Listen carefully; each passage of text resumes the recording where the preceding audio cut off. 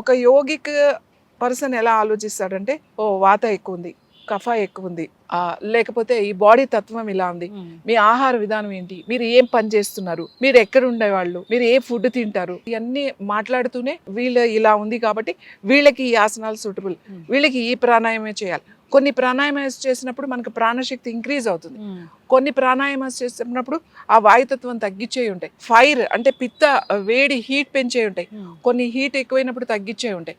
ముద్రలు కూడా అవగాహన లేకుండా ఎవరో చెప్పారని చెప్పేసి అందరికీ అలానే ముద్రలు చేపిచ్చేస్తే చాలా ఇబ్బంది వస్తుంది. ఇవాళ ఏంటంటే ఈ వీడియోలు చేయడం వల్ల ఈ యోగా టీచర్లు పూర్తిగా నేర్చుకోకుండా వెళ్ళిపోయి అవి చెప్పేస్తూ ఉంటారు అన్నమాట.